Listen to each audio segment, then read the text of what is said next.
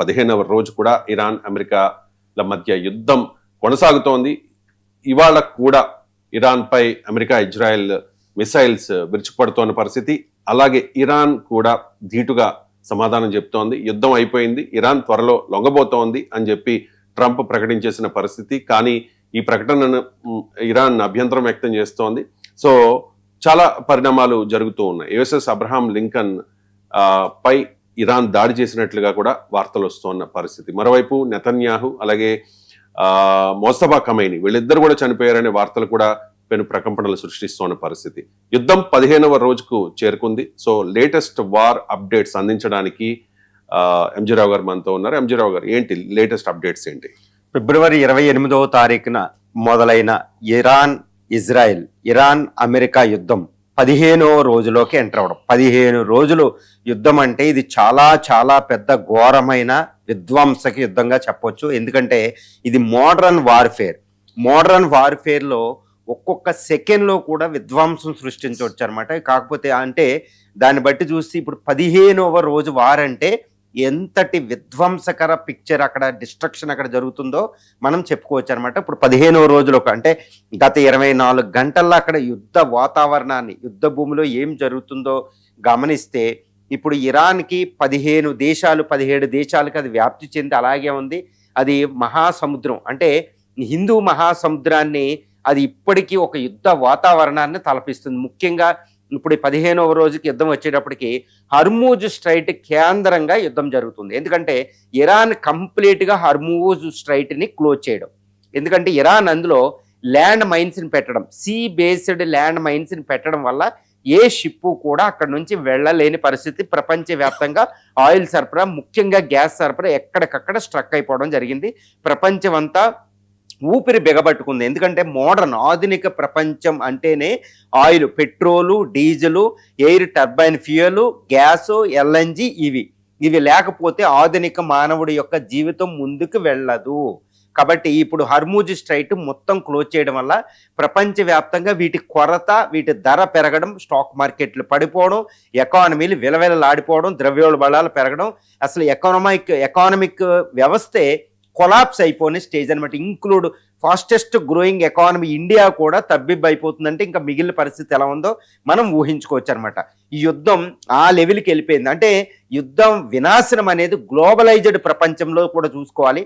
Globalised world అంటే ఈ ప్రపంచీకరణ యుగంలో ప్రపంచం అంతా ఒక పల్లెటూరుగా మారిపోద్ది. ఏదైనా ఒక పక్కన డిస్టర్బెన్స్ వస్తే మొత్తం ప్రపంచం అంతా విపత్తుని ఎదుర్కొంటుంది. ఆ పరిణామం ఈరోజు మనం హర్మూజ్ స్ట్రైట్లో జరిగే ఒక్కొక్క గొడవ మన కుటుంబం, మన ఇళ్లల్లో కూడా ప్రవేశించేసింది యుద్ధ వాతావరణం అని చెప్పుకోవచ్చు. గత 24 గంటల్లో చూస్తే ఏంటంటే United States of America, Israel భయానకమైన దాడులు చేస్తున్నాయి ఇరాన్ మీద. ఎందుకంటే ఇరానే దాడులు చేస్తుంది, ఇరానే విజయం వైపు ఉంది అని అనుకుంటున్నాం. కానీ అక్కడ United States of America, Israel ఇప్పటికీ ఇరాన్ని నాశనం చేయడం మానలేదు. ఎందుకంటే యుద్ధం అయ్యేటప్పటికి అసలు ఇరాన్ దగ్గర అసలు ఒక్క ఆస్తి కూడా ఉంటుందో లేదో తెలియదు అనమాట. అంటే ఏంటి, ఇక్కడ ఇజ్రాయెల్, అమెరికా ఏ వ్యూహంతో వెళ్తున్నాయంటే ఇరాన్ ఒకవేళ యుద్ధం అయిపోయినా ఇరాన్ రికవర్ అవ్వకూడదు, ఇంకా వెస్ట్ ఏషియాలో అసలు పవర్ఫుల్ కంట్రీగానే ఉండకూడదు. అంటే ఏంటి, దాని యొక్క మెయిన్ అసెట్ ఏంటంటే ఆయిల్ వెల్త్. కాబట్టి ఆయిల్ వెల్త్ని కొట్టేస్తున్నారు. ఇప్పుడు దాకా కార్జా ఐలాండ్ అని ఒకటి ఉంది పర్షియన్ గల్ఫ్లో, దాన్ని కొట్టలేదు. అక్కడ ఆల్మోస్ట్ 18 మిలియన్ బ్యారల్స్ ఆయిల్ అక్కడ సప్లై నిల్వ ఉందన్నమాట. వాటిని కూడా నాశనం చేస్తుంది యుఎస్ అని తెలుస్తుంది. దానికి ఇరాన్ ఏమంటుంది, మీరు దీన్ని నాశనం చేస్తే మీ యొక్క అంటే అమెరికా యొక్క ఆయిల్ కంపెనీస్ ఉన్న ప్రతి ఒక్క ఆయిల్ ఎసెట్ని వెస్ట్ ఏషియాలో నేను ఉండనివ్వనని ఇరాన్ భీష్మించి కూర్చుంది. అంటే ఏంటంటే ఒకళ్ళకొకళ్ళు ఆయిల్ని పేల్చేసుకోవడం అనమాట. అసలే ప్రపంచంలో ఆయిల్ సప్లై కొరత. అంటే ఇరాన్లో ఆయిల్ వెల్స్, ఆయిల్ బావులు, oil pipe lines, oil storage ట్యాంకులు, ఆయిల్ రిఫైనరీస్, తర్వాత ఎల్ఎన్జీ టెర్మినల్స్ని నాశనం చేస్తున్నాయి ఇజ్రాయెల్, అమెరికా కలిసి. అంటే ఏంటి, ఇరాన్ని సర్వనాశనం చేస్తున్నాయి అనమాట. ఇరాన్ రికవర్ అవ్వడం చాలా చాలా కష్టంగా ఉంటుందండి. యుద్ధం అయిపోయినా ఇరాన్ రికవర్ అవ్వడం అనేది అసంభవం అనమాట. ఈ విధంగా ఇరాన్ని నాశనం చేస్తున్నాం, ఇంకా ఇరాన్ రికవర్ అవ్వదనేది యుఎస్ ప్రెసిడెంట్ చెప్తున్నారు.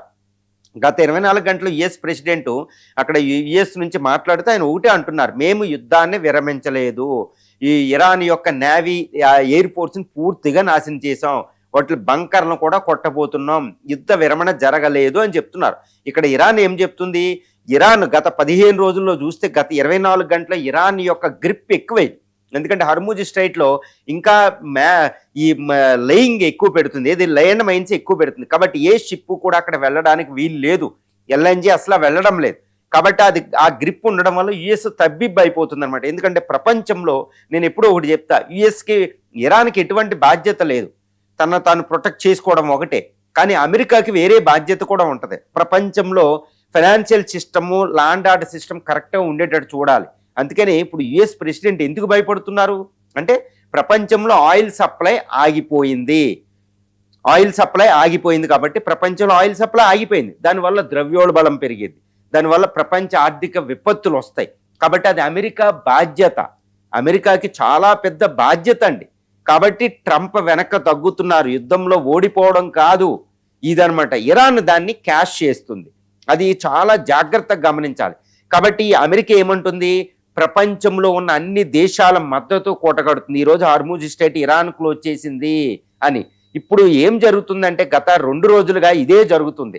యుఎన్లో తీర్మానం ప్రవేశపెట్టడం, దానికి ఎక్కువ దేశాలు ఆమోదం తెలపడం, ఇరాన్ని ఖండించడం, దాడి చేయొద్దని చెప్పడం, ఇదంతా అమెరికా ఏంటంటే కొత్త కూటనీతితో బయటకు వస్తుంది.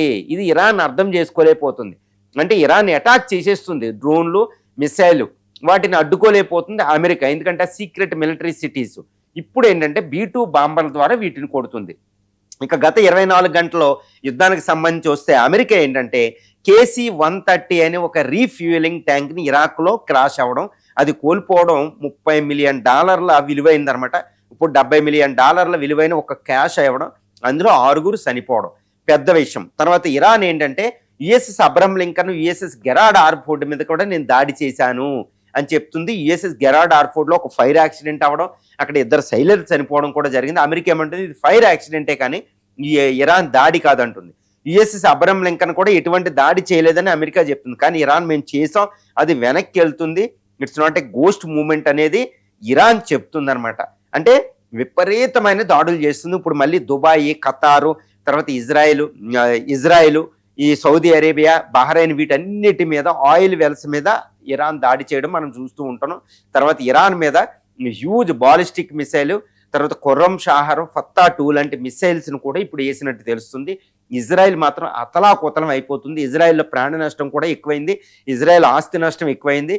తర్వాత ఇజ్రాయెల్లో హైఫా, జెరూసలేం, ముఖ్యంగా టెల్ అవీవ్లో ఉన్న అమెజాను, గూగుల్ ఈ డేటా సెంటర్స్ని అటాక్ చేస్తుంది. అంటే ఐటీ ఇండస్ట్రీ అనేది బ్యాక్ బోన్ అనమాట, సర్వీస్ సెక్టర్ అనేది బ్యాక్ బోన్ ఇజ్రాయెల్కి, దాని మీద అటాక్ చేస్తుంది. తర్వాత ఇరాన్లో ఒక బ్యాంక్ని అమెరికా అటాక్ చేసేటప్పుడు, ఇరానియన్ బ్యాంక్ని, వెంటనే ఇరాన్ కూడా ఏం చేస్తుంది, దుబాయ్, అదేవిధంగా ఇజ్రాయెల్లో ఉన్న బ్యాంకింగ్ సెక్టర్ని, ఫైనాన్షియల్ సెక్టర్ని అటాక్ చేసుకుంటున్నారు వాళ్ళు. అంటే వాళ్ళ యొక్క బ్యాక్ బోన్ని విరిచేసుకుంటున్నారనమాట. అంటే ఇరాను, అమెరికా, ఇటు ఇజ్రాయెల్ మధ్య భీకరమైన పోరాటం జరుగుతూనే ఉంది. నిగురుగప్పిన నిప్పులాగా యుద్ధం జరుగుతుంది. ఒక పక్కన చర్చలు అంటున్నారు, చర్చలే, కానీ యుద్ధం మొదలైన తర్వాత అంత ఈజీగా బయటికి రాలేరు. They are entangled with the trap of war అనమాట. వార్ అంటేనే పగలు ప్రతీకారాలు, ఇప్పుడు అవి రగిలిపోతున్నాయి. కాబట్టి వెనక్కి రావడం అనేది చాలా చాలా కష్టమండి. అక్కడ ఇరుక్కుపోయారు, అది కూడా అమెరికా సూపర్ పవర్ ఇరుక్కుపోయింది, ఇజ్రాయెల్ ఇరుక్కుపోయింది, ఇరాన్ ఇంకా ఇరుక్కుపోయింది. బయటికి రావడం కుదరదు. ఇది బయటికి రావాలంటే ఒక ఒప్పందం. మరి ఈ మెయిన్ వైల్లో పుతిన్ గారు ఒక పెద్ద ప్రపోజల్ పట్టుకొచ్చారు. అదేంటి, ఇరాన్లో ఉన్న 450 కిలోల యురేనియంని రష్యా తరలిస్తాను, రష్యాలో ఉంటుంది, కాబట్టి ఇరాన్ అణు కార్యక్రమం చేయదు అనేది ఒక ప్రపోజల్ ట్రంప్కి వెళ్ళడం జరిగింది. ట్రంప్ దాన్ని తిరస్కరించారు. ఎట్టి పరిస్థితుల్లో 450 కిలోల యురేనియంని మాకు హ్యాండ్ ఓవర్ చేయాలి, లేకపోతే అది నాశనం అవ్వాలి, దేనికి పనిచేయకూడదని ట్రంప్ పుతిన్ ప్రపోజల్ తిరస్కరించేటప్పటికి, అంటే ఏంటి, అమెరికా యుద్ధానికే మొగ్గు చూపుతుంది. ఆ అణు కార్యక్రమం పూర్తయ్యేంత వరకే, 450 కిలోల యురేనియంను తీసుకెళ్లేంత వరకే అమెరికా యుద్ధం ఆపదు, ఇజ్రాయెల్ యుద్ధం ఆపదు అనేది మనకి ఇక్కడ అవగతం అయిపోతుంది. భయానకమైన యుద్ధ వాతావరణం, అక్కడ ప్రాణ నష్టం కూడా అయింది. కాబట్టి ప్రపంచం ఆర్థిక వ్యవస్థ అతలాకుతలం అవ్వడం, స్టాక్ మార్కెట్ భీకరంగా కొలాప్స్ అవ్వడం అనేది మనకు చూస్తున్నాం. ఇప్పుడు ఈ యుద్ధం ఏంటంటే ప్రస్తుతం 15వ రోజు తర్వాత మనం ఎలా ఉండబోతుంది ఫ్యూచర్లో అంటే డిస్కషన్ అనేది తక్కువ, ఇంకా యుద్ధ బీభత్సమే ఎక్కువ అయ్యేటట్టు తెలుస్తుంది. ఎందుకంటే గత 4-5 రోజులుగా చూస్తే యుద్ధం మొదలయ్యే వారం తర్వాత ఇప్పుడు 15వ రోజుకి ట్రంప్ ఏంటంటే యుద్ధం విరమిస్తాను అన్నట్టు మాట్లాడారు. కానీ గత 24 గంటల్లో ట్రంప్ కొత్త రాగం పడుతున్నారు. అదేంటి, ఎట్టి పరిస్థితుల్లో ఈ యుద్ధానికి వెనక్కి వచ్చే ప్రసక్తి లేదు. ఇరాన్ని నా 47 సంవత్సరాలు అంటే 47వ అధ్యక్షుడిగా నేను పనిచేస్తున్నా, 47 సంవత్సరాలుగా ఇరాన్ను వినాశనం క్రియేట్ చేస్తున్న అమాయకులను చంపేసి దాన్ని ఎట్టి పరిస్థితుల్లో నాశనం చేస్తాను, అది నా జీవిత లక్ష్యం అంటూ ట్రంప్ మాట్లాడడం. ఇక్కడ ముస్తాఫా కైమోని కూడా ఇదే ఎట్టి పరిస్థితుల్లో blood for blood, tit for tat అంటే ఎట్టి పరిస్థితుల్లో తగ్గేది లేదంటూ ఈయన మొదలు పెడుతున్నాడు. ఇప్పుడు హౌతీసు, హిజ్బుల్లా వీళ్ళు కూడా ఇక్కడ రెచ్చిపోవడం, అంటే ఇరానియన్ ప్రాక్సీస్ ముఖ్యంగా ఇరాక్లో కూడా వీళ్ళు రెచ్చిపోవడం జరుగుతుంది. అంటే ఏంటి, ఇస్లామిక్ బ్రదర్హుడ్ అనేది యాక్టివేట్ చేస్తుంది ఇరాన్. ఇంకా మా అమ్ముల పొదులు ఇంకా అస్త్రాలు బయటికి తీయవలసి ఉందనేది ఇరాన్ మాట్లాడుతుంది. కాకపోతే ప్రస్తుతం ఈ హర్మూజ్ స్ట్రైట్ కేంద్రంగా యుద్ధం జరుగుతుంది. ఇప్పుడు అమెరికా లక్ష్యం ఏంటంటే హర్మూజ్ స్ట్రైట్ని ఎలా ఓపెన్ చేయించాలి, ఏ విధంగా ఓపెన్ చేయించాలి, ఇరాన్ గ్రిప్ని సడలించుకోవడాల. ఇది 15వ రోజు గత 24 గంటలకు సంబంధించిన యుద్ధ వాతావరణం అండి.